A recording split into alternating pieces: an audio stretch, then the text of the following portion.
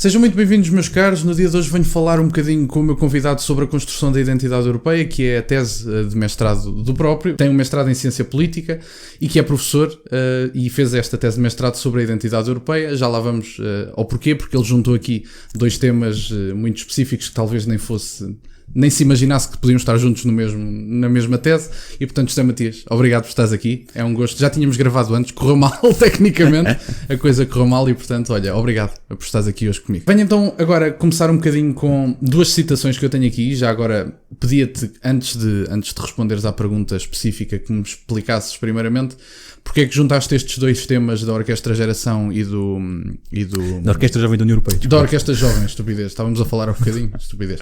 Da Orquestra Jovem da União Europeia com a identidade europeia na mesma tese. Porque é que te ocorreu fazer isso? E já vamos às citações. Vamos começar primeiro por essa pergunta. Olha, antes de mais, Alexandre, muito obrigado pelo convite, é sempre um gosto, mesmo ainda que seja pela segunda vez, se fosse pela terceira ou pela quarta, estaria cá para falar contigo sempre, porque gosto sempre de falar contigo. E de facto, quer dizer, imagina, esta Orquestra Geração, que também aqui neste caso até se poderia também aplicar em parte porque há conceitos próximos entre a Orquestra Jovem da União Europeia e a Orquestra Geração, e há missões também relativamente semelhantes, já agora, por dizer isto. E é curioso também porque e foi uma personalidade com quem tive que lidar imenso no processo de investigação, que foi o diretor artístico da orquestra, tinha trabalhado com uma orquestra que é paralela à Orquestra Geração, que é o El Sistema na Venezuela. Agora também é interessante pelo facto também daquilo que está a acontecer na Venezuela. Sim. E esta orquestra, o sistema é muito interessante também só porque é um projeto fantástico na Venezuela e que tem 1 milhão de estudantes lá. E é o grande projeto educativo da Venezuela e que tem tirado imensas pessoas da pobreza e que também, enfim, tem um mérito muito grande. Mas dizer-te isto, olha, primeiro, são dois temas que me apaixonam imenso. Tudo o que seja à volta da construção da identidade europeia é uma coisa apaixonante, na medida em que viver esta Europa, primeiro de uma grande matriz civilizacional importante para o mundo, que deu mundos ao mundo, e isso é uma coisa notória, e depois de facto por quem tem gosto pela história, que eu sei que nós partilhamos esse gosto em comum, quem tem gosto pela atualidade, que também sei que partilhamos esse gosto em comum, há coisas aqui que de facto que são extraordinárias, que aconteceram, que estão a acontecer e que projetam um futuro também interessante do que poderá vir a acontecer. E de facto estamos a discutir hoje neste século muitas questões da identidade, e uma das coisas que se fala muito pouco é da identidade cultural. Portanto, onde é que está esta matriz civilizacional? Eu acho que isso é sobretudo a grande questão, é a mais importante, que é para onde caminharemos. E portanto, isso foi uma questão, ao meu ver, um discurso apaixonante sobre a questão da identidade é sem dúvida o discurso do Papa Bento XVI no Parlamento Alemão em 2011, em que ele falava da ideia de uma Europa de 3 matrizes diferentes, ou seja, de Jerusalém, Atenas e Roma.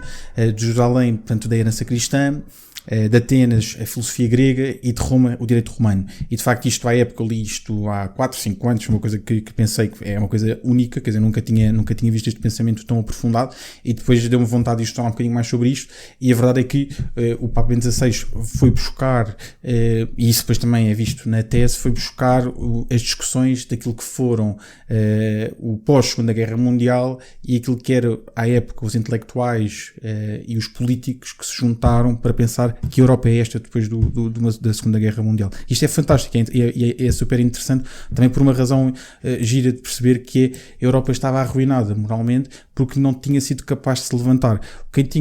Os vencedores da Segunda Guerra Mundial são 2 impérios exteriores à Europa. E, portanto, a Europa também, do ponto de vista espiritual e moral, estava arruinada. E estou a falar da União Soviética como dos Estados Unidos. Portanto, do ponto de vista da identidade, havia aqui muitas coisas giras para explorar e para identificar, que desde o princípio me identificaram. E depois, do ponto de vista da música clássica, que é a minha formação de raiz, não é? Na medida em que sou músico, gosto imenso de música, sou apaixonado pela música clássica e reconheço na música clássica como uma tradição europeia muito forte e que me fascina imenso. E, portanto, ter a oportunidade neste projeto, depois também fruto do facto de estar a viver em Londres e ter vivenciado o Brexit, o referendo da Escócia. Pois que isso é muito giro. Quanto antes que tu estavas em Londres na altura do Brexit? Já não estava lembrava disso, exatamente. Portanto, eu estive em Londres de 2014 a 2018 e nessa época aconteceram coisas muito giras. Portanto, aconteceram aqui o referendo da Escócia, da permanência ou não da Escócia no Reino Unido. É muito curioso aí só por um facto, que é o argumento decisivo para a Escócia permanecer no Reino Unido à época foi precisamente o facto da Escócia querer ficar na União Europeia. A Escócia queria ficar mais na União Europeia do que propriamente no Reino Unido. E isso determinou que a Escócia ficasse no Reino Unido, nesse referente, que deu 60-40. 60 a ficar no Reino Unido, 40 a sair do Reino Unido. Mais tarde, a partir de 2014, no final de 2014, 2015, começa a haver uma grande discussão dentro do Partido Conservador sobre a permanência ou não na União Europeia, do parte do Reino Unido. E aí sim, o primeiro-ministro David Cameron começa a tentar negociar com a Comissão Europeia pacotes extraordinários de concessões de soberania da União Europeia ao Reino Unido, e há uma altura que ele depois também muda a sua posição, porque ele consegue tudo aquilo que ambicionava, depois passa a ser contra a saída do Reino Unido da União Europeia. Portanto, aquilo há também uma divisão muito interessante no Partido Conservador de analisar a partir de certo momento. Um dos primeiros críticos foi o Nigel Farage, portanto ele esteve muito cedo contra a presença na União Europeia e favorável ao Brexit. Portanto, ele na altura que defendia isso era um doido, não é? Portanto, hoje em dia dá-se-lhe razão. Sim, imagina, o Nigel Farage, eu acho que ele era eurodeputado desde 99, se não estou em erro. Sim. E desde 99 ele era contra É mesmo muito cedo. Portanto, e esse pensamento, esse pensamento anti-União Europeia, ou querer sair da União Europeia, já vem no princípio da década de 90. E nós já temos discursos de Margaret Thatcher muito interessantes contra as concessões de soberania que estavam a ser feitos pelo Reino Unido à União Europeia. Okay. Aliás, Roger Scruton também já começa a escrever sobre isso. Sim. E isso é muito interessante também de perceber que esse pensamento já estava dentro do Partido Conservador. Porque havia coisas que a União Europeia se interferia de facto na vida do Reino Unido que eram absolutamente absurdas. Quer dizer, desde o leite.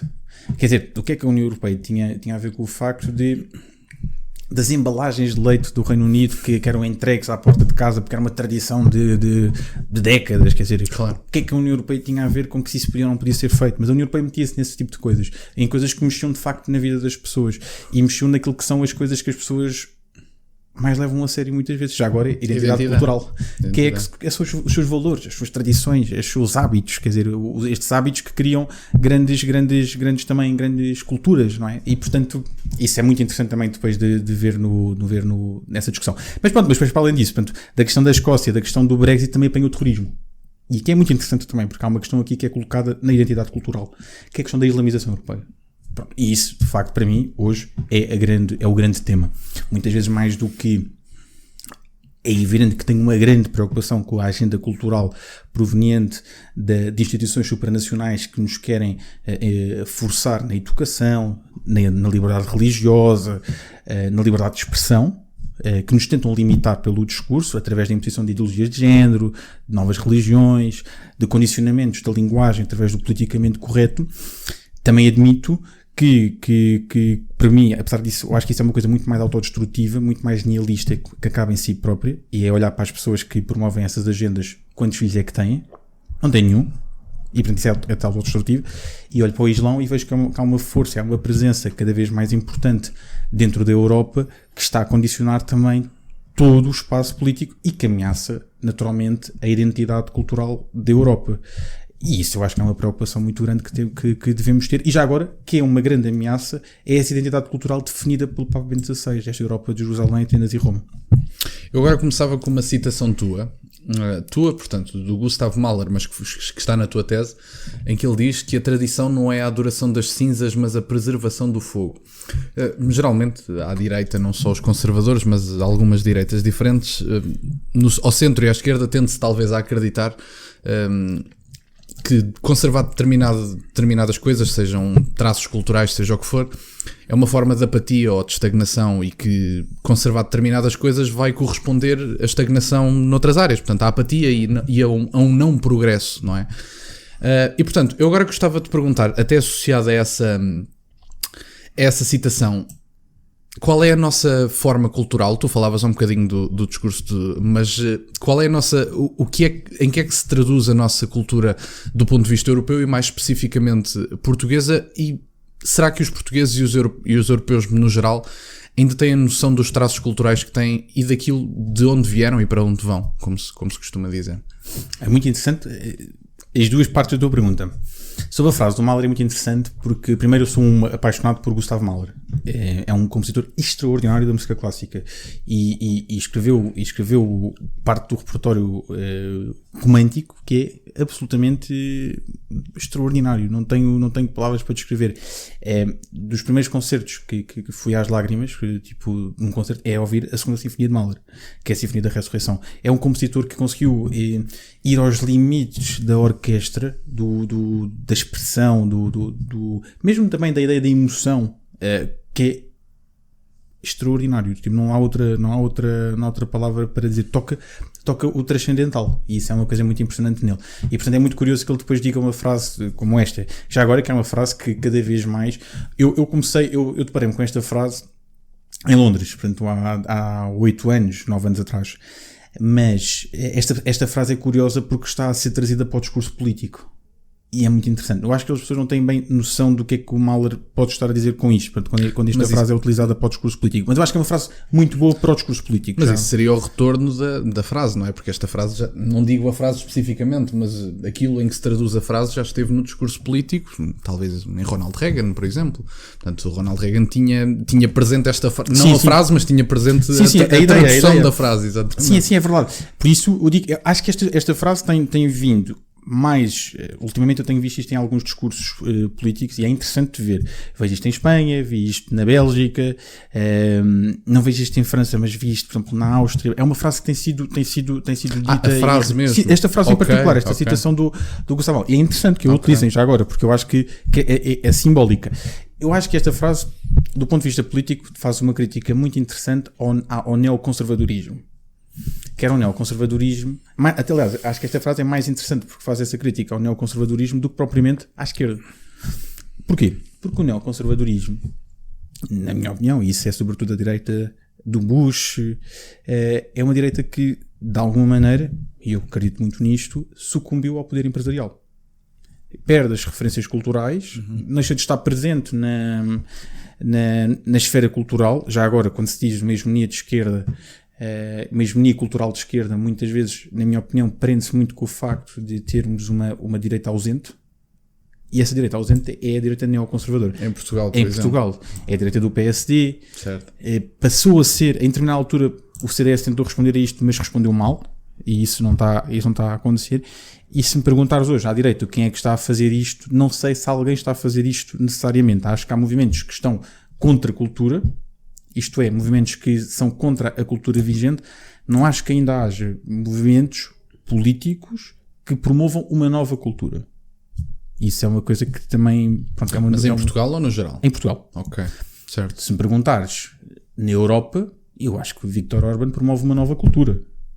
E é muito interessante. E com resultados práticos. E basta ver que há uma determinada linha política que está a ser seguida que tem resultado e que gera. Ou seja, ele promove estímulos que na sociedade os reflete e cria coisas importantes. Quando Viktor Orbán promove a ideia da religião, da família, da nação, isso depois tem consequências práticas. Tem consequências práticas porque traduz a Hungria como um país cristão, traduz a família como uma célula base, e há uma série de medidas, que são um programa político que é visto por aí. O IRS é muito interessante. A partir do 4º filho, a família não paga IRS. Sim. É 25% por cada filho. Sim, isso é a família, não a mãe. A mãe, exatamente. A mãe. E isso é interessante. E isso é interessante porque depois, quer dizer, mostra também uma ideia da mulher do século XXI já agora, quer dizer, que é uma mulher que pode perfeitamente, pela lógica húngara, conciliar tanto a vida profissional com a vida familiar. E isso é a primeira coisa que já agora Viktor Orbán está a tentar fazer, eu acho que com muito sucesso. E depois a nação também, e aqui redefine todo o papel do Estado húngaro, e acho que isso também é muito interessante, e acho que no caso português isso ainda não acontece. Acho que neste momento há movimentos contra a cultura que tentam ir contra a cultura que está em vigor. Não acho que neste momento promovam culturas alternativas. Isso é uma luta. Lá está, e essa é a ideia do professor Jaime Nogueira Pinto, que vivemos aquele momento de antítese e ainda não estamos a viver as sínteses. E a antítese é dizer, estamos a viver um momento de alguma maneira de rock and roll, não é? Que é para partir tudo, quer dizer, nesta ideia de é para partir o establishment e não sei mais. Isso é giríssimo, isso é uma coisa que vale a pena viver. Sim, mas eu e tu divertimos-nos imenso com esse momento. Com certeza. Exatamente. Mas que vai ser preciso fazer um momento seguinte, que é alguma coisa terá de emergir perante as cinzas. Já agora. Isso é o fogo. Isso é o fogo. Isso é o fogo que nós temos que preservar esse fogo. O que é preservar esse fogo? E aí na definição de Gustavo Mahler é precisamente voltar àquilo que é o essencial. O que é que nos orienta? Porque é que nós estamos neste momento antítese? E porque é que nós queremos uma síntese? Porque temos valores e que nos orientamos. E este valor da ideia do cristianismo, da ideia da nação e da ideia da família. E já agora isso vê-se também em coisas muito importantes. Quer dizer, quando do ponto de vista prático, quando percebemos que, por exemplo, 40... Tu agora vais, não sei se estou a dizer uma grande novidade, mas tu vais para o ensino superior, isso é fantástico. Quando nós vemos que 40% dos estudantes que acabam o ensino superior acabam no estrangeiro, há uma ideia muito clara. 40%? 40%. Fazia ideia disso. Todos os anos. E isso é um dado impressionante. Ou seja, se tu estás numa sala com 100 pessoas, tu sabes por partida que 40 dessas pessoas, quando acabarem a sua formação, não vão procurar em Portugal. Mas dentro da licenciatura? Ou seja, dentro da licenciatura qualquer pessoa graduada. Isso é um escândalo. Muito pouca gente, fala-se pouco disto. Mas isto é particularmente impressionante. Isto quer dizer o quê? Que à partida tu não consegues. Vais para a universidade e à partida tu não consegues formar a tua família em Portugal. Porque nós depois sabemos que os que ficam cá, 70% têm salários abaixo de 950 euros. Uhum. Agora vai comprar uma casa, vai arrendar uma casa, vai tudo mais. Ou seja, toda a orientação dessa cultura que está em vigor não se coaduna. A segunda parte do pergunta, dei uma resposta super longa. Não, por favor, fomos conversando. A segunda parte da tua pergunta, se nós sabemos ou não sabemos para onde é que estamos a ir e se a Europa tem, se os europeus têm essa, e se os europeus têm essa consciência, eu acho que nós perdemos os referenciais históricos. Acho que há uma ideia também manifestamente que promove isso. E acho que isso é perigoso.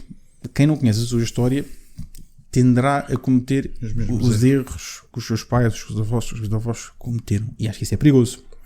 É por isso que parece-me, por exemplo, quando eu vejo iniciativas como a tua, que é muito interessante porque vem um bocado das margens, quer dizer, não vem um bocado fora do establishment.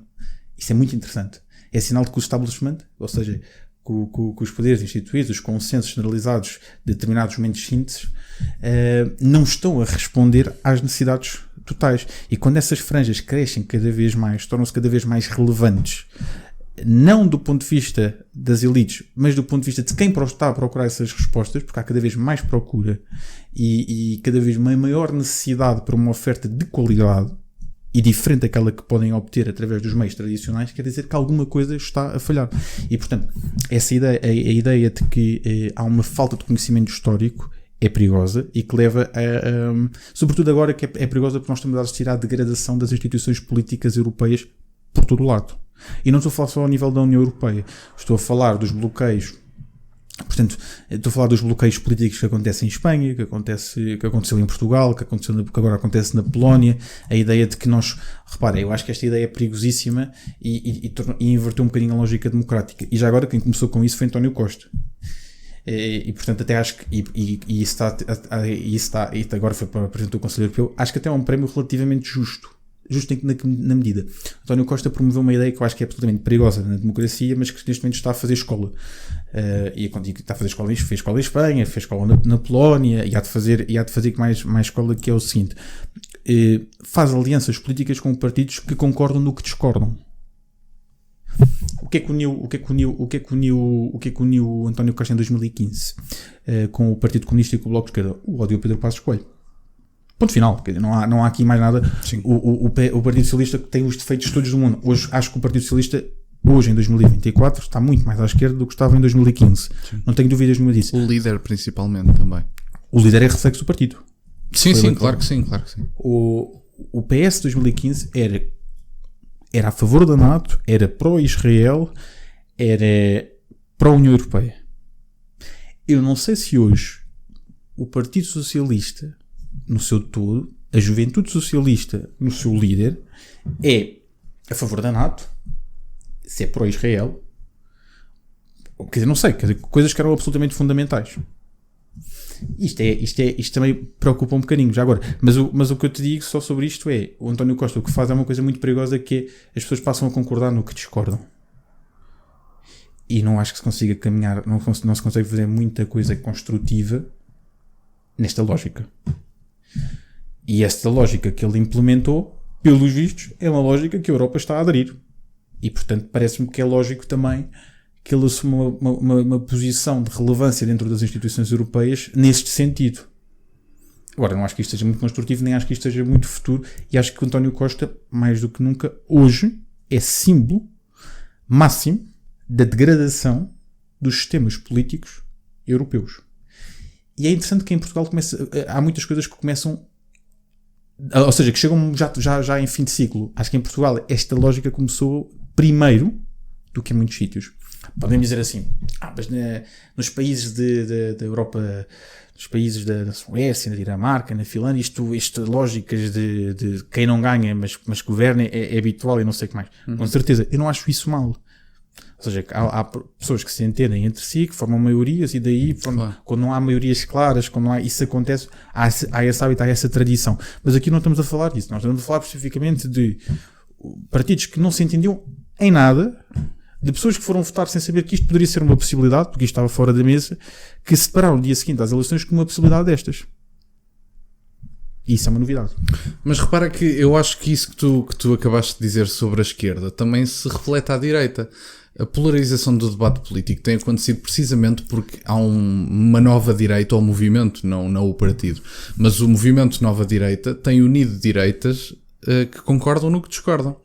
Ou seja, as causas principais desta direita une esta direita, mas ao mesmo tempo há discordâncias de fundo, por exemplo, entre, sei lá, o Chega e o Fidesz, por exemplo, do ponto de vista da Ucrânia com a Rússia, não é? Há discordâncias de fundo do Chega com o Rassemblement Nacional. E, portanto, o que concordam é nas agendas principais. Ou melhor, concordam no que discordam desta imigração, discordam da ausência de soberania nos Estados-membros da União Europeia. Portanto, eu acho que essa polarização tem feito com que estes partidos se tenham unido à volta do que discordam, e a direita tem feito exatamente a mesma coisa. É muito giro. É muito giro o que estás a dizer. Eu não concordo inteiramente com essa lógica. Vou dizer uma coisa que é muito polémica, dizer isto, mas eu digo isto com muita... Por favor, estás no YouTube. Por favor. Eu acho a polarização uma coisa ótima. Também eu. Portanto, viva a polarização. Sim, exato. Portanto, dou vivas à polarização. Acho que a polarização vale a pena. Vivam a polarização. Vivam polarizados já agora. Polarizados em que sentido? Tenham opiniões, tenham vontades próprias, tenham ideias próprias, não tenham medo de as defender. E eu tenho medo sempre de falsos consensos. Tenho medo da hipocrisia de quem acha que temos que despolarizar. E na verdade são os mais polarizados, porque acho que essa lógica está muito perversa, e acho que isso existe já agora, acho que isso existe muito. Portanto, eu tenho muito mais receio de quem quer despolarizar do que quem quer polarizar. Não, e estou contigo 100%. Portanto, viva a polarização, viva certo. Mesmo. Certo. E isso através deste momento, peço desculpa, mas é que viva mesmo a polarização, temos que celebrá-la, porque em Portugal durante muito tempo se viu falsos consensos, se viu falsos entendimentos. Desculpa, só em Portugal é que a alternativa à social-democracia é o socialismo democrático. O socialismo democrático. Sim, exatamente. Percebe? Isto é ridículo. Portanto, se algum país tem que polarizar, é Portugal. Percebes? E portanto isso também te digo e o que falta, e vou dizer uma coisa, faltam hoje também outras alternativas políticas a Portugal. Nós continuamos a ter um sistema político e partidário que não dá as respostas todas que os eleitores precisam e que querem. E já agora, isso está outro pano para mangas, mas portanto já faltam entendimentos. Quer dizer, já agora eu digo-te isto pode parecer um bocadinho chocante, mas eu imagino, quer dizer, como eu estava a dizer, só em Portugal é que o socialismo democrático é a alternativa à social-democracia. Portanto, isto parece que a União Nacional acabou em 74. Certo. Mas parece que ainda continuamos a ter um partido. Certo. Quando eu por acaso tenho o privilégio de viajar bastante e de falar e vou falando com muitas pessoas e as pessoas gostam imenso de falar de Portugal. Eu gosto imenso de falar de Portugal. Claro. Eu falo imenso do meu país e digo a todos que é o melhor país do mundo. Mas quando eu lhes explico que na Partido Comunista, quando lhes explico que a social-democracia... E a moda antiga, não é um Partido Comunista qualquer, é a moda antiga. E quando lhes digo que a social-democracia é o centro-direita português, isto é ridículo. É ridículo. E portanto, isto, já sei, portanto, isto quando falavas da questão da polarização, viva a polarização. Se me perguntares, sim, eu acho que há coisas... há um movimento comum à direita que identifica, e acho que aí o Fidesz identifica muito bem, o Orbán identifica muito bem, que imigração, ideologia de género e guerra.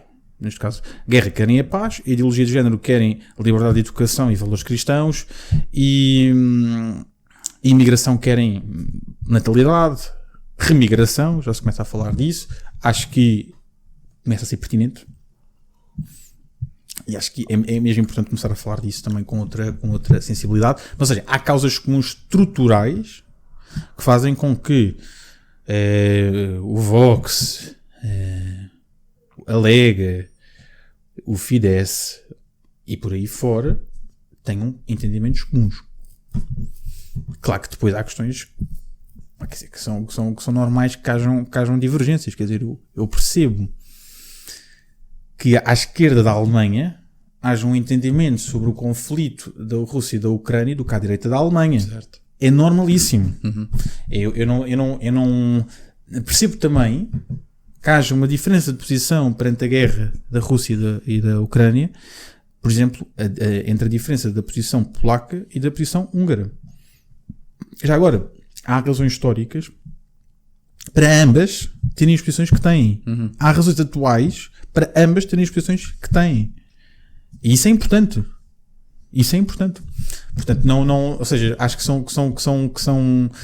que neste momento há autonomias dentro da direita, autonomias dentro dos seus próprios países, já agora porque também são partidos soberanistas, defendem que os países tenham, portanto, acho que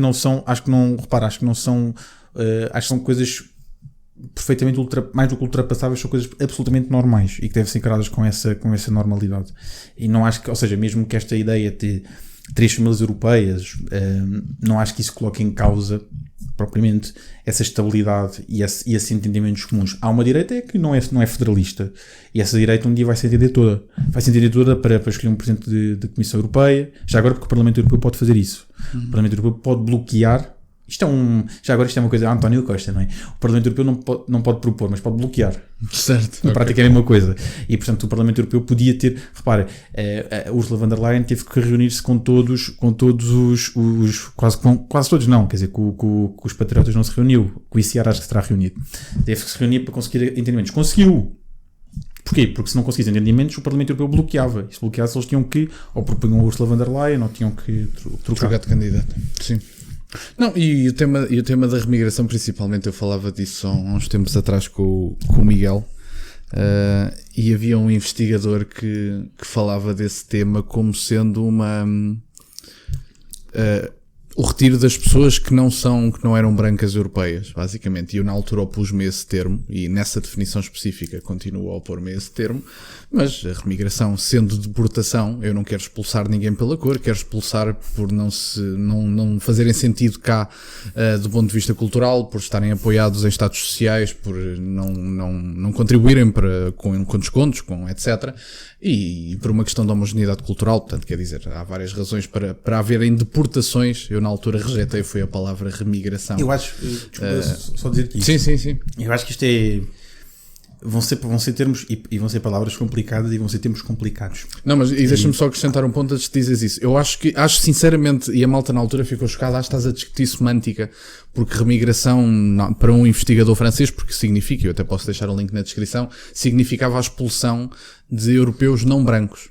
Portanto, era uma questão racial. Sim. Mas eu acho sinceramente que a definição das palavras é importante e deve ser discutida, porque a esquerda anda a substituir aborto por interrupção voluntária da gravidez, porque a esquerda anda a substituir várias palavras para se tornarem mais brandas. E eu acho que cada vez mais a definição das palavras é importante. E se nós não debatermos as origens da palavra, etc., estamos a jogar o jogo deles e estamos a permitir que as palavras se tornem mais brandas, e o IVG é um dos pontos, mas há tantos outros. O que eu te digo só é isto, repara, eu não sou por concessão da palavra, não sou favorável à ideia de remigração por si só. Agora, admito que nós chegamos a um estado distópico de tal ordem que vai haver uma agressividade no discurso político de ambos os lados, complicado para que haja aqui bom senso. E é curioso, eu não estou aqui a colocar no lado de moderação, tipo de estar entre os dois, não é nada disso. Eu tento orientar-me pela realidade. E a realidade, o que me parece, é que estamos a assistir é uma autodestruição europeia na medida em que estamos a receber muitos imigrantes e os portugueses não estão a ter filhos. Ponto. Quer dizer, e isto é objetivo. Isto é objetivo. O que eu digo só sobre deportação ou remigração. Sim, a minha única questão era mesmo essa. Era em vez de remigração usar-se a palavra deportação. Era só essa a minha questão aqui só mais prática. Eu acho que também temos que ter honestidade. Neste sentido. Eu vivi fora 4 anos. E não sei se vou voltar a viver fora. Provavelmente vou voltar a viver fora. Sim. Claro. Não passa pela cabeça ir para um país. Eu vivi em Inglaterra, vivi em Londres. Não passa pela cabeça estar a viver num país em que não cumpra as regras, em que não queira ceder parte ativa da comunidade, em que não queira estar integrado, em que não queira aprender a língua, a história, a cultura e que não queira dar e participar não passa pela cabeça isso. Portanto, aceitarmos que possam vir para cá sem se integrar, sem conhecer a história, sem conhecer a cultura, sem conhecer a língua, é uma loucura. E temos que nos opor a isso. E não podemos deixar que ninguém venha para cá a pensar que isso é possível de ser feito. Sem dúvida. Porque isso é autodestrutivo. E Portugal tem quase 900 anos de história. E nós temos que nos dar ao respeito. E nós temos que respeitar já agora também, não é só os nossos filhos que não estamos a ter. Também os nossos pais, os nossos avós, os nossos bisavós. E isso não está a ser feito. E quem nos governa vai ter que pagar sobre isso. Não, acho muito bem. Estou de acordo com tudo o que tu disseste. A minha questão aliás, eu fiz um vídeo basicamente no domingo só sobre essa questão das definições do aborto para o IVG e portanto que é uma coisa muito interessante porque isto é a linguagem, quer dizer. E a linguagem, quando repetida diariamente várias vezes ao dia, tem impacto. Porque também estamos num jogo de definições. As definições são importantíssimas. Porque vocês reparem que o aborto ou matar o vosso filho, matar o vosso filho e interrupção voluntária da gravidez são 3 expressões diferentes e as 3 têm suavidades diferentes. Eu acho que tens toda a razão e acho que isso acontece. Já agora, quem fala muito bem sobre isso é uma pessoa muito insuspeita, que é o Sérgio Sousa Pinto, que fala na questão do policiamento da linguagem.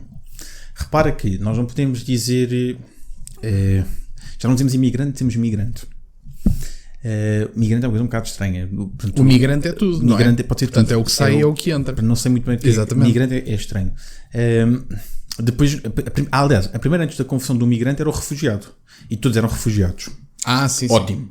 Isto é ótimo. Quando se juntava nos migrantes, também os refugiados, exatamente. Os refugiados são condições excepcionais de pessoas que fugiram a condições trágicas. E queria-se pôr refugiados e imigrantes a mesma coisa. E isso é de uma desonestidade total. Depois o aborto é IVG. Depois a eutanásia é morte medicamente assistida. Sim. Isto é lindíssimo, morte medicamente assistida. Sim. Até parece uma coisa. Poético. Poético, exatamente. Eu acho que tão bom morrer com o médico ao lado, com a assistência. Isto é bonito. Pronto, quer dizer, e depois há outras coisas que nós vemos que são absolutamente no campo da surrealidade. Isso acontece sobretudo hoje em dia na ideologia de género. Quando nós vemos tentativas de normalizar o que não é normal, isso aí já vão criar problemas muito complicados. Na ideologia de género vê-se muito isto. Na questão dos géneros, quantos géneros é que existem, o que é o género, eu posso ser tudo e o seu contrário, não se pode dizer mulher é a pessoa que menstrua, o que é que isto quer dizer uma pessoa que menstrua? Não, e a cirurgia de transição, que não é nada mais do que uma mutilação, é a cirurgia de transição também. Isto tem outras coisas. E acho que é verdade o que estás a dizer. Tens toda a razão no que estás a dizer. E já agora é só mais para dar-te esse apoio, que acho também importante, que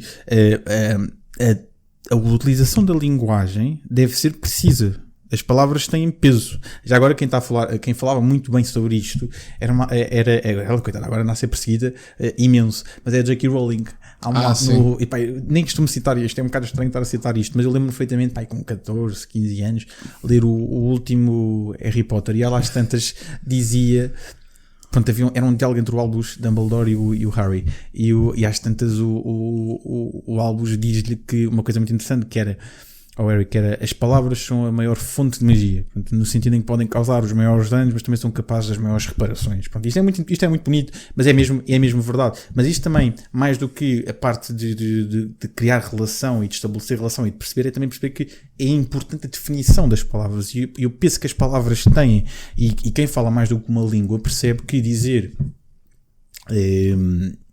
uma certa palavra, portanto, uma certa palavra em português tem um peso muito diferente da palavra em inglês, portanto, porque as palavras têm peso e têm diferentes e têm intensidades diferentes nas línguas em que são faladas, e isso é mesmo relevante. Portanto, essa tua luta pela linguagem já agora, eu acho que é uma luta super importante, e acho que é uma luta já agora, também te digo isto, que é uma luta que podes ganhar, porque neste momento a linguagem está a ser definida à margem do establishment. Isso é uma coisa que eles não gostam. Portanto, não é a televisão tradicional, não são os meios de comunicação tradicional, não são os comentadores políticos do sistema que estão a definir a linguagem. Neste momento perderam esse controle. Quem está a definir isso é a internet. São os youtubers, são os influencers, são comentadores à margem que estão a definir a linguagem. Portanto, tens uma responsabilidade muitíssimo grande na definição da linguagem. Tens essa missão, quer dizer, e é uma coisa boa, é uma coisa importante. E isso responsabiliza-te. Voltando à questão da identidade, eu tinha aqui uma questão sobre as partes claras da identidade e da cultura das pessoas, e eu tenho uma coisa que eu achei muito interessante e que até recolhi de Denzel Washington numa altura que ele falou sobre a realização de um filme, mas depois li noutros livros o procurar dessa ideia.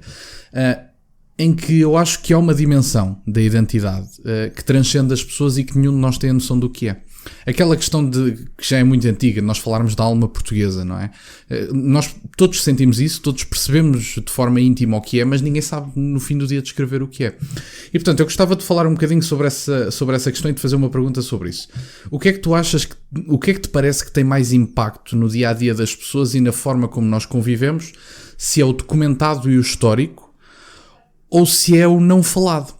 Porque há uma parte, eu considero que há, talvez não haja, talvez esteja enganado, mas eu considero que há uma parte da identidade que é vivenciada de uma forma subjetiva e transcendente e que nós não compreendemos, e eu gostava de te perguntar como é que se formula a identidade entre o documentado, entre aquilo que nós sabemos que é o primeiro rei de Portugal, que nós sabemos quem era o Eusébio, quem era a Amália Rodrigues, quem era o Camões, etc., essa parte da identidade documentada, e a outra não falada, que talvez seja uma expressão dita numa determinada zona do país, a temperatura em determinada altura do ano, uma fruta que comemos. Portanto, o não falado, qual é o papel do não falado e do documentado histórico na junção e na formulação da identidade? Era a pergunta que eu te queria fazer. Essa é uma grande pergunta.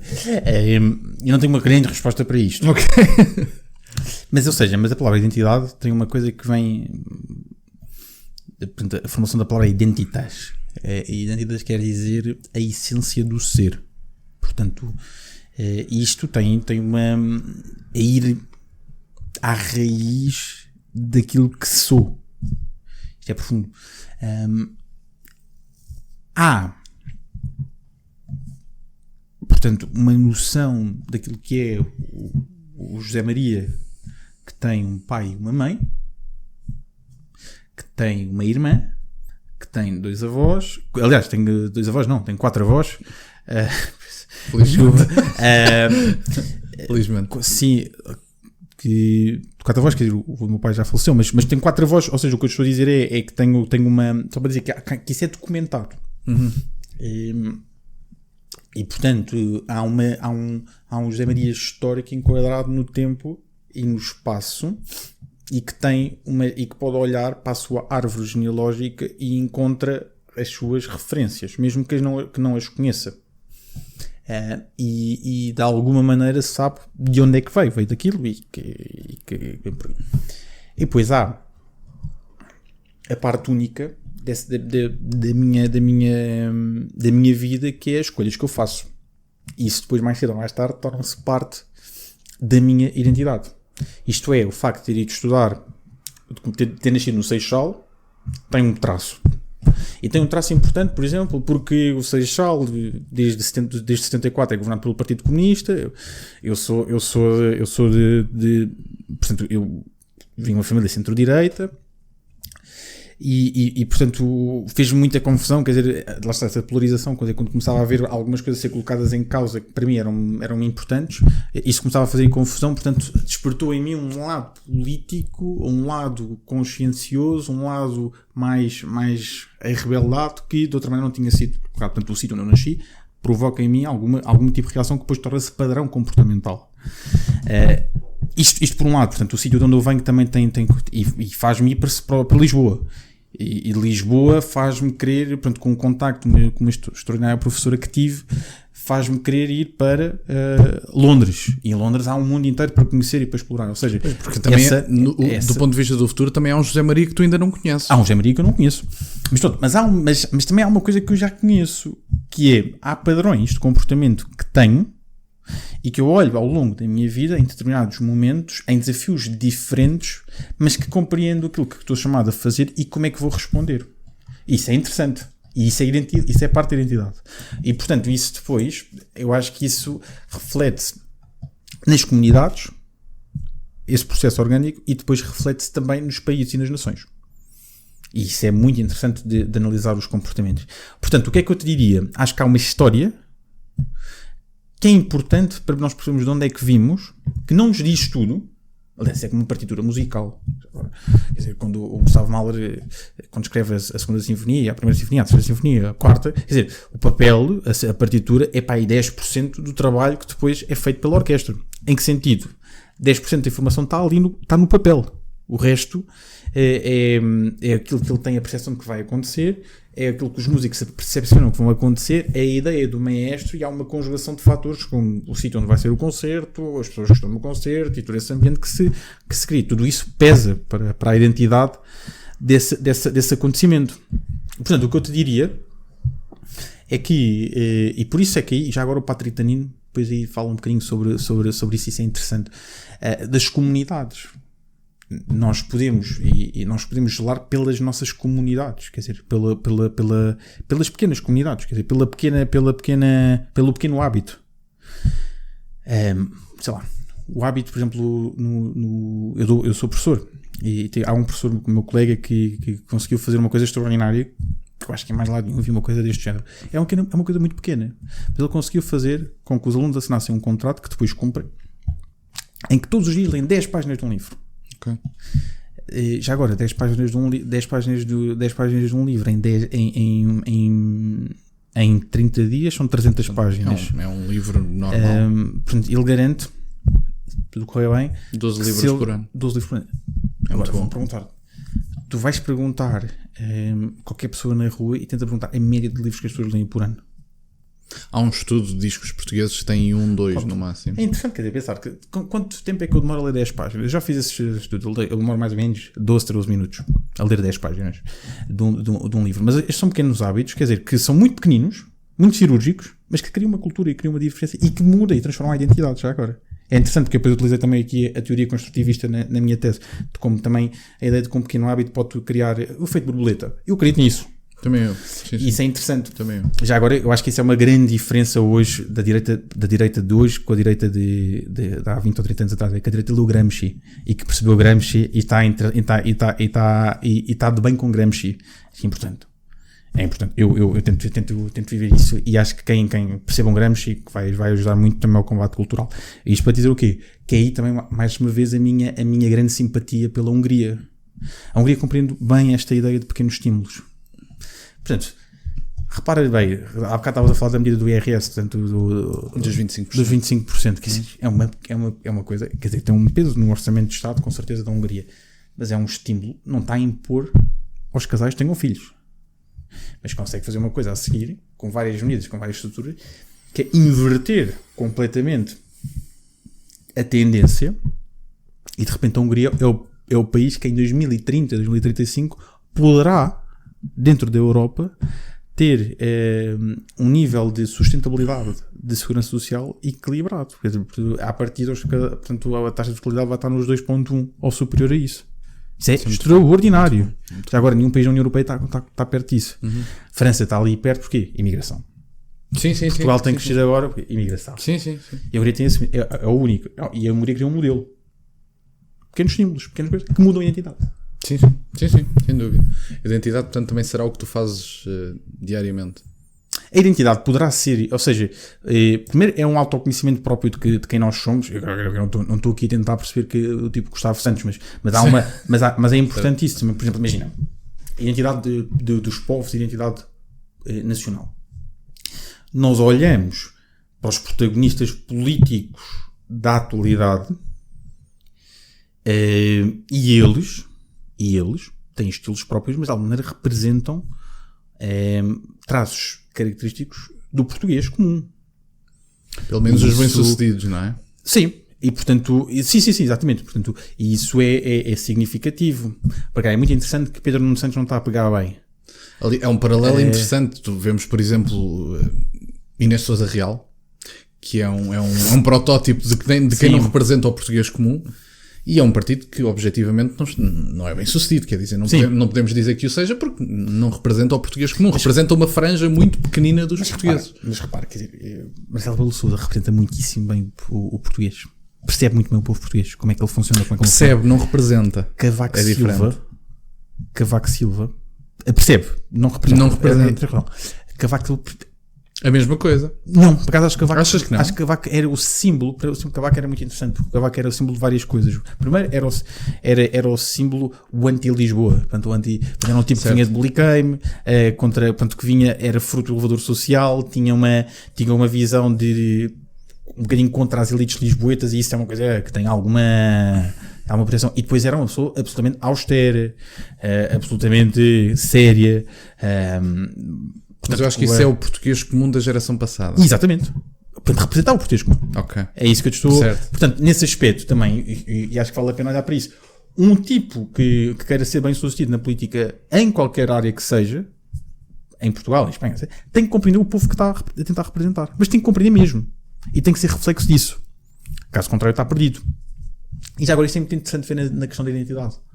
Portanto, se me perguntares, acho que André Ventura tem reflexo na identidade do povo português. Acho que Luís Montenegro é reflexo também da identidade do povo português. Acho que Marcelo Rebelo de Sousa é reflexo. Acho que António Costa também é reflexo. O António Costa é reflexo daquele português que percebe que até isto era preciso fazer alguma coisa, mas enquanto isto para ele está a correr bem... Pois, exato. Sim. Há uma mentalidade assim. É verdade. Mas pronto.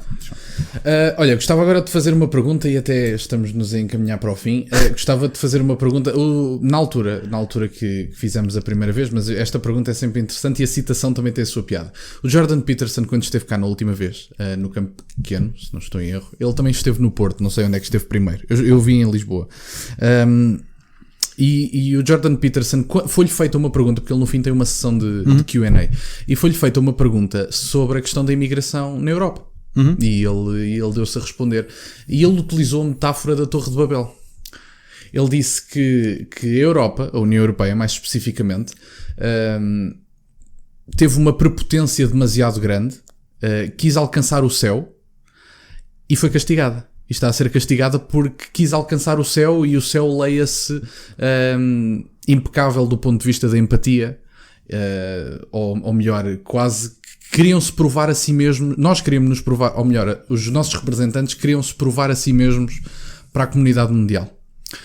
E portanto, ele utilizou a Torre de Babel dizendo que a Torre de Babel, como sabes, é uma história que deves conhecer até melhor do que eu. Um povo que falava uma determinada língua quis construir uma torre para alcançar o céu, e como castigo tiveram Deus a castigá-los e a pô-los a falar várias línguas, e para não se entenderem, para não construírem a torre. É o que nos está a acontecer, no fundo. Nós quisemos alcançar o céu e estamos a ser castigados, e curiosamente com o falar de várias línguas também, etc. E portanto, a pergunta que eu te faço tem a ver com o euroceticismo que se tem espalhado pela Europa, e que existem pessoas que dizem que a Europa, no prazo de 5, 10 anos, e eu sou uma delas já agora, acredita que a Europa não, mas a União Europeia vai implodir no prazo de 5, 10 anos, não vai resultar muito mais. E agora eu pergunto-te, se será que a União Europeia tentou alcançar o céu de forma sobranceira e agora está a levar um banho de realidade?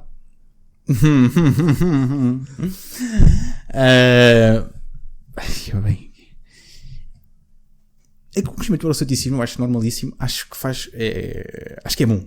Já agora digo-te isto, acho que não vale, não devemos passar, isto é uma coisa que vale para tudo. Vale para tudo. Eu não passo cheques em branco a ninguém. Certo. Pronto, isso é a ninguém. A ninguém. Pá, não pode ser. Não podemos. Isto é importante. E, portanto, o que a União Europeia, o processo da União Europeia, isso, por acaso, eu explorei na tese, é muito interessante, porque há um consenso generalizado para a integração europeia no princípio da fundação da União Europeia. E isso dura mais ou menos 25 anos. e é o consenso permissivo que permite que a União Europeia avance progressivamente no seu processo de integração. Esse processo começa a ser questionado a partir do princípio dos anos 70. Isso é interessante. Porquê? E o que é que à época se percebeu? Esse consenso permissivo não era na ideia de que a Europa tem que ser próspera, pacífica e tudo mais, mas era um consenso que tinha por base o trauma de quem tinha experienciado o drama da Segunda Guerra Mundial. E no princípio da União Europeia havia pessoas que tinham experienciado também o trauma da Primeira Guerra Mundial. Portanto, havia aqui essas pessoas estavam muito conscientes daquilo que era a guerra, portanto, e daquilo que era difícil para alcançar a paz. E portanto essas pessoas tinham uma consciência. Havia uma noção mais protecionista, sim, se calhar. Não protecionista no sentido político, mas, certo. Mas, sim. Mas havia um zelo pela paz. Acho que isso pode ser a expressão mais correta, um zelo pela paz que hoje... E um respeito pelos territórios, pronto, não é? Que hoje não temos. E havia, naturalmente, portanto, o que é que está na origem? É o consenso comum, o que é que está na origem da Segunda Guerra Mundial? É os nacionalismos. Portanto, havia um antinacionalismo que gostaria contra isso. Já agora, o que é que hoje está na origem do conflito, destes conflitos que nós parece que vamos vir a ter? É precisamente a sua antítese, não é? A ideia de que nós temos que acabar com todas as expressões nacionais para criar uma única identidade que possa ser comum, e aí é que vai acabar os conflitos. Nós estamos a ver que essa ideia utópica é que está a gerar as maiores tensões sociais também que nós estamos a testemunhar na Europa. Portanto, o que eu te digo sobre isto é que percebo perfeitamente o ímpeto inicial de quem fundou a União Europeia pelas aquelas experiências concretas que viveram com os traumas da guerra. E nesse sentido a União Europeia é uma coisa boa, e é uma coisa boa porque a Europa estava a atravessar ciclos de guerras complicados, autodestrutivos, e estava a perder cada vez mais relevância do mundo. Mas volto a dizer, a construção da União Europeia é um projeto de derrotados, e sobretudo com a saída do Reino Unido mais derrotada fica, porque o Reino Unido tem um peso de ter estado no lado certo da história. Já agora, o Reino Unido foi uma nação que prescindiu do seu império mundial para acabar com Adolf Hitler. E isso é importante. E prescindiu para quem? Para os Estados Unidos. Sim. Pronto. E esse peso histórico que o Reino Unido tem, que deixa já agora a União Europeia, também deixa a União Europeia frágil. Portanto, a União Europeia é uma congregação, uma coligação de derrotados que simplesmente tentam diariamente, com pequenos esforços diários, atrasar a sua derrota. O que é a sua derrota? A sua irrelevância. É ridículo, às vezes vejo assim umas coisas um bocado ridículas que dá vontade de rir, que são aqueles políticos europeus que agora nos Jogos Olímpicos fazem assim umas tabelas. Vejam, se a União Europeia fosse um Estado, era quem estava à frente do número de medalhas. Isto é ridículo. À frente do número de medalhas, de ouro, bronze, dos Jogos Olímpicos. Certo. Isto é ridículo. Certo. Porque, quer dizer, se a Ásia fosse todo um Estado, também dava-nos uma cabazada descomunal. Portanto, o drama da Europa não é ser só um único Estado. O drama da Europa é não ser engolida pela Ásia e não se tornar a Eurásia. Isso é o drama europeu. Esse é o drama que a Europa luta desde sempre. É isso que a identidade cultural já agora da Europa faz com que a Europa seja a Europa e a Ásia seja a Ásia. Esta ideia de Jerusalém, Atenas e Roma é que faz com que isto seja absolutamente diferente daquilo que é a Índia, o Paquistão, a China ou a Rússia. A Rússia, mais ou menos. Sim, a Rússia nem tanto, exatamente. A Rússia também tem parte desta tradição de Jerusalém, Atenas e Roma, apesar de depois da questão da separação da Igreja de Roma com a Igreja com Constantinopla. Mas isto é relevante. E, portanto, acho bem que cresça o euroceticismo. Acho bem que se compreenda, portanto, isso é uma coisa que também depois a União Europeia falha no seu processo de formação também por um passo que depois mais tarde é detectado pelos seus fundadores, que começa por ser um processo de integração económica. Ora, a vinculação económica entre Estados que podem ter ser rivais, muitas vezes pode criar um problema. Quer dizer, imagina, isto é como se tivesse uma relação com uma namorada e depois de repente nós estivéssemos dependentes um do outro, mas já não quiséssemos namorar um com o outro. Quer dizer, a viver na mesma casa. A viver na mesma casa e depois, quer dizer, às tantas, a nossa dependência económica entre nós, um do outro, só nos torna a relação mais tóxica entre nós. Claro. Faz com que não possa sequer haver a seguir uma boa amizade. E isso é um problema da União Europeia, que faz uma integração económica cada vez mais progressiva entre pessoas que Estados que falam línguas completamente diferentes, línguas até na sua forma de estar, na sua postura. Uns são pontuais, outros não são pontuais, uns gostam muito de sol, outros gostam muito de neve, outros, quer dizer, há diferenças culturais muitíssimo grandes que devem ser e que deve haver plataformas comuns que possam cooperar e que possam conversar. Agora, como uma orquestra faz. E portanto isso é o... Portanto, o que é que eu te posso responder a isso? Acho muito bem que o euroceticismo cresça.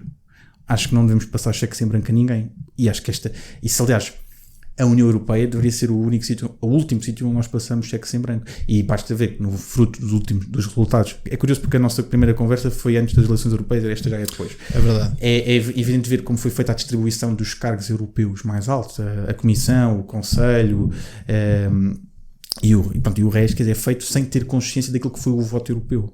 Aquele consenso entre... Há uma viragem à direita que não está correspondida no... Exatamente. Que raio é esta? Sim. Que raio, quer dizer, a União Europeia tem 7 instituições principais. Há uma que vai a votos, que é o Parlamento. Já agora, não tem iniciativa legislativa já agora, também, portanto... Não, mas isto mostra a democraticidade também da própria União Europeia. E isso, só para isso também é só. E há uma expressão popular do voto europeu que depois, na forma de distribuir os grandes cargos, não sequer é respeitada. Porque fazem acordos a António Costa. Portanto, o António Costa, quando te digo que o António Costa é a figura certa para o cargo que ocupa, é a figura certa para mostrar que a União Europeia neste momento está um projeto falido. Está um projeto que não respeita a vontade de quem vota. E o António Costa, quer dizer, não respeitou a vontade dos portugueses quando não o escolheram para ser Primeiro-Ministro em 2015 e agora é a mesma coisa. É rosto disso. É rosto de uma Europa que está já nas tintas, que concorda no que discorda e vai ser incapaz de formar maiorias naquilo que concordam e tem projetos como construtivos e como deve ser que respeitem aquilo que é a vontade dos povos europeus. António Costa é o rosto disto. É o rosto do contrário daquilo que deve ser a União Europeia. Está no sítio certo, então. Está no sítio certo. O Viktor Orbán tem sido sabotado a torto e a direito por causa, primeiro, da sua missão de paz e depois, na sua presidência rotativa, os burocratas de Bruxelas estão literalmente a marcar eventos para os mesmos dias da agenda do Orbán para retirar público dos eventos do homem. Portanto, o que eu te digo, e agora sobre o Orbán, eu às vezes, agora vou ser mau e acho que eles merecem que eu seja mau. Que é, porque é que eles não gostam do Orbán? Porque não podem secar a torneira, eles não podem secar a torneira ao Orbán. Sabes porquê? Porque ele ganha eleições. Pois, exatamente. Os outros não ganham eleições. Sim. E os outros perdem eleições. Ou nem vão a votos. Não foi o que o Trump... E não é só ganhar eleições. Ele ganha muito bem eleições. Das eleições vai ganhar. E foi o que o Trump disse à Kamala Harris. A Kamala Harris, que nem sequer foi eleita dentro do partido, estava a dizer que o Trump ia acabar com a democracia. Trump, que tem os republicanos no bolso, portanto, o Trump teve todas as desistências dos adversários políticos favoráveis a ele. Um deles, que é o Vivek, talvez o mais importante, ou o DeSantis, pronto. Mas o Vivek, talvez o mais importante, é literalmente parte da campanha. E estamos a criticar a legitimidade democrática do Trump, enquanto batemos palmas à Kamala Harris, quer dizer, por amor de Deus, que não foi eleita, que é uma mulher que não foi eleita. E digo-te já que não sei se seria, mas pronto, talvez fosse. Para terminar, gostava de fazer uma última pergunta que faço a todos os convidados e gostava de te perguntar, tu falavas há bocadinho da possibilidade, ou melhor, da probabilidade de ires viver para o estrangeiro eventualmente, e portanto gostava de te perguntar o que é que te vês a fazer daqui a 5, 10 anos e como é que queres ser lembrado? Este é o momento de Carlos Daniel, exatamente. Olha, imagina, em primeiro lugar, isso como é evidente, há pouco tempo, e eu posso dizer que isto havia Katalin Novak, que foi a antiga Presidente da Hungria até março. Ela saiu do cargo, envolvida lá numa um bocadinho complicada, mas ela dizia uma coisa muito, muito pertinente. Se vocês, antes de estarem na política, tenham uma família e tenham filhos. E percebo porque é que ela disse isso. E é isso que eu imagino que eu quero. E quero me preocupar com isso, quer dizer, a construção de uma família, encontrar a pessoa correta, isso é uma coisa mesmo importante e acho que é uma coisa que já agora vale muito a pena este de estarmos aqui a discutir, vale muito a pena pensarmos o mundo, vale muito a pena isso, mas mudar o mundo começa em casa. E isso, o Chester tem uma frase brilhante que é: "The most extraordinary thing in the world is a ordinary family, a man, a woman and their children." Isto é fantástico. Portanto, isto é de facto a coisa mais extraordinária do mundo. Como professor tenho a possibilidade de ver famílias. Quer dizer, isso é uma coisa... É fabuloso. Trocaria muita coisa, sem dúvida, pela hipótese de construir uma família. E se tivesse que escolher se tivesse escolher uma carreira política e a família, escolheria sempre a família. Tipo, sempre. Se puder conciliar os dois, ótimo. Mas se tiver que escolher, tipo, claramente, isto parece uma coisa mesmo evidente. Pode-se mudar mais o país com uma boa família forte, do que no ativismo político. Portanto, isso claramente uma parte. E outra parte, quer dizer, ultimamente vejo-me como tenho vontade de fazer um doutoramento. Acho que ao mesmo tempo que isto para ser um bocadinho contraditório, acho que não é necessariamente contraditório, mas acho que há uma vivacidade, há uma necessidade de respostas na nossa área política que nos interpela a todos a ter que estudar, como tu vais o fazer. E portanto, imagino-me a ter que ir fazer um doutoramento, eventualmente no estrangeiro, sim, e isso admito essa hipótese, e admito também estar ao serviço do país, para aquilo que for que o país também precisar. Ou seja, nós temos que ter essa também capacidade de exposição de que, e eu vejo isso, tenho alguns amigos meus que foram confrontados com isso, com oportunidades fantásticas de trabalho e com a oportunidade de servir o país, e foram servir o país. E isto é extraordinário. E de facto, quando nós falamos nesta ideia de Deus, da família, da nação, é também temos a ideia de que, já agora é interessante que a Kathleen Novak propunha uma reformulação, em vez de ser Deus, nação e família, era Deus, família e nação. Ela coloca a família em primeiro lugar. Em parte hoje em dia tem alguma razão, porque de facto o que está a acontecer à família é uma coisa muito, muito complicada e esse combate é mesmo muito sério. E é preciso de bons pais, é preciso de boas mães, é preciso de bons filhos. E portanto isso também já agora é importante. Mas pronto, ou seja, no fundo o que eu te diria, parece uma coisa muito complicada, mas não, mas no fundo procuro mesmo. É curioso, eu estaria com a senhora, é curioso. O quê? Nessa formulação eu estaria com a senhora. Sim, ou seja, não é óbvio. Não é óbvio. Estive a pensar agora, mas eu estaria com a senhora. O país pode ser, e aqui coisas muitíssimo complicadas. Eu acho que é uma formulação bonita e necessária. Nós precisamos de pais de família e de mães de família envolvidos na política, mas também precisamos criar boas comunidades. E isto não é fácil. E é importante olhar, por exemplo, para a Europa inteira e ver as lideranças e ver quem é que são os primeiros ministros que têm filhos. Quem é que são os primeiros ministros que têm famílias? Montenegro, curiosamente, tem. Quem é que são o Sánchez não sei se tem, o Macron acho que não tem, não sei se na Alemanha o chanceler não tem, mas é olhar para isso e ver quem é que há aqui que tenham boas famílias sólidas, que sejam bons exemplos, bons referenciais nessas lideranças políticas. Por já agora, porque há uma coisa, quer dizer, e tu há bocado falavas disso e com razão, o Orban quando fala, está a falar para os netos. Ele olha para o horizonte dos netos, ele faz políticas para os netos. O Montenegro não faz política para os netos. O Montenegro faz política para o dia-a-dia. E faz política para sobreviver e para tentar ser reeleito. Ponto final. Mas eu acho que as pessoas não percebem que a Hungria é mesmo um bocadinho de esperança, porque a Hungria tem mesmo menos população que Portugal. Sim. Portanto, nós acomodamos à sensação de que, como temos um país pequeno e com menos população, não podemos fazer grande coisa e ter peso. O Viktor Orban é a prova de que é possível, quer dizer, por amor de Deus. E já agora também, posso dar outro bom exemplo, que eu acho que é um tipo que me parece que é sério, o Santiago Abascal. Sim. Acho que foi para aí há pouco tempo, se não tive. É uma referência enorme daquilo que é um homem de família. É uma referência enorme daquilo que é também este respeito pelo aquilo que é.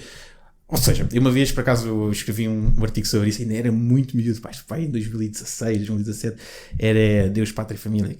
Mas no fundo é isto. O que é um homem? Esta é uma provocação. O que é um homem sem Deus, sem Pátria e sem família?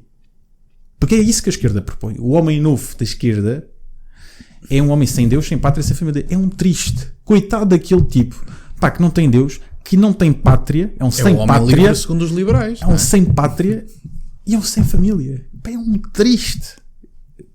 Livrem-me disso. Isso é horrível. Mas é isso que eles querem.